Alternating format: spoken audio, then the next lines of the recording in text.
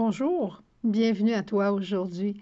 Bienvenue à toi en cette deuxième journée de notre neuvaine préparatoire à notre entrée du carême, où on va demander dans le cadre de la Saint-Valentin à l'Esprit Saint de venir dilater nos âmes afin que nous puissions nous aimer les uns les autres encore davantage et entrer en carême poussés par l'Esprit d'amour. Aujourd'hui, dans l'Évangile, on retrouve Jésus avec ses amis les pharisiens. Jésus les aime, les pharisiens, il ne faut pas oublier ça. Il les aime profondément, mais il veut les rendre libres, il veut les rendre vrais. C'est important.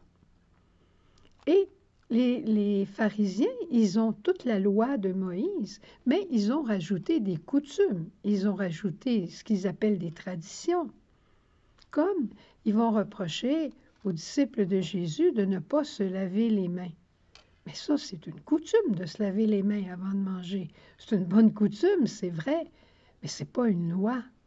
Et ce n'est pas la grande loi de l'amour et de la charité que Jésus est venu porter. Il va leur dire aussi, faites attention, parce que vous refusez de donner de l'argent à des pauvres qui ont besoin en disant cet argent-là, on la garde pour nos parents parce que c'est important de s'occuper de nos parents. C'est vrai que c'est important. C'est vrai que c'était une des lois de Moïse d'honorer son père et sa mère. Mais par contre, est-ce qu'ils vont vraiment donner cet argent-là à leurs parents? Est-ce que leurs parents en ont vraiment besoin? Ou bien ils vont en donner juste un petit peu, puis on ne sait pas. Jésus ne nous laissera pas des coutumes, des traditions. Il va nous demander une chose. Aimez votre Père de tout votre cœur, de toute votre force. Aimez votre Dieu, mon Père, notre Père. Aimez-le et avec son amour, vous pourrez vous aimer les uns les autres. Sans l'amour de Dieu dans notre cœur, on ne peut pas en vérité nous aimer les uns les autres. Nous aimer jusqu'à la mort, c'est autre chose. Et ceci m'amène à vous parler aujourd'hui de quelqu'un que j'aime énormément. C'est le père Damien de Molokai, ce père belge. Je t'en ai déjà parlé, j'en ai parlé l'année passée, je crois.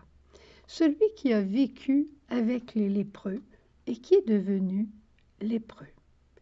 Le Verbe s'est fait chair et il a habité parmi nous. Il n'a pas retenu son rang qui l'égalait à Dieu, mais il s'est abaissé, il s'est fait homme au milieu de nous. Quand on regarde l'histoire du père Damien, à l'âge de 24 ans, il va aller comme prêtre missionnaire du côté d'Honolulu, à Hawaï. Il ne faut pas penser au Honolulu, là, puis avec la petite musique, puis avec les grands hôtels, puis les bars de plage. Là.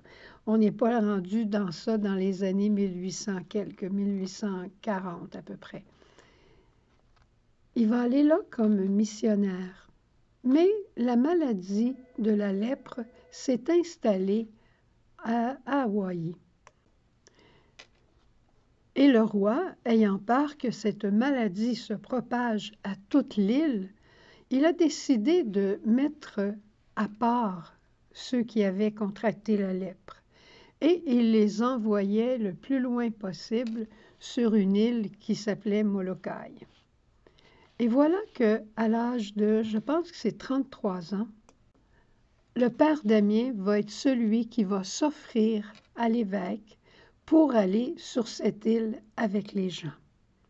L'évêque a dit, je ne peux pas nommer personne pour aller là parce que c'est trop difficile.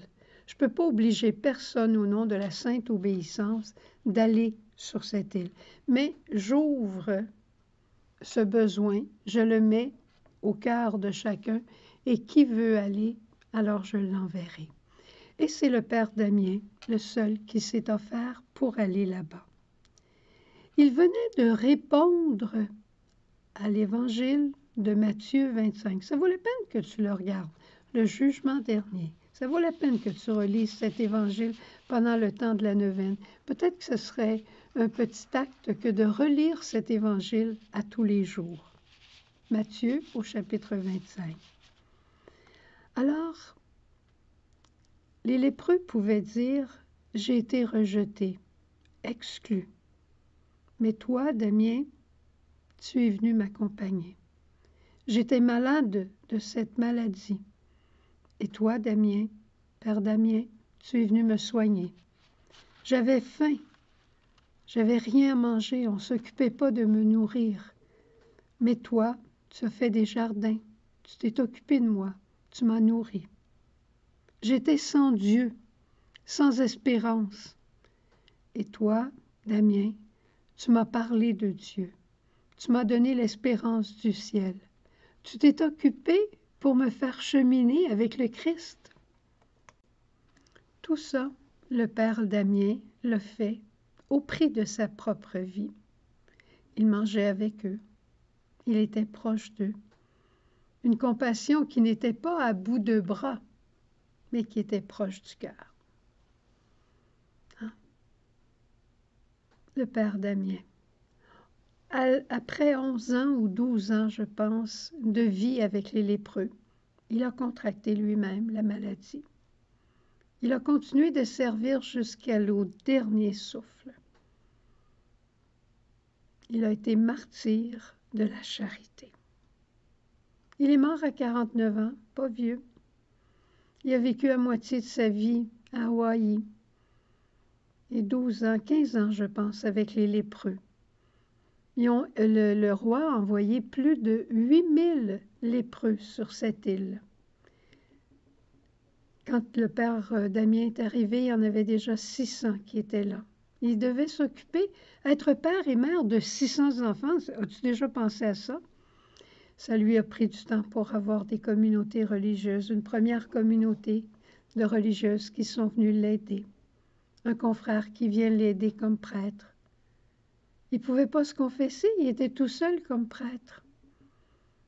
Une fois, il a voulu se confesser, l'évêque s'est approché de l'île, mais quand il a su que le père Damien avait contracté la lèpre, il ne voulait pas débarquer sur l'île.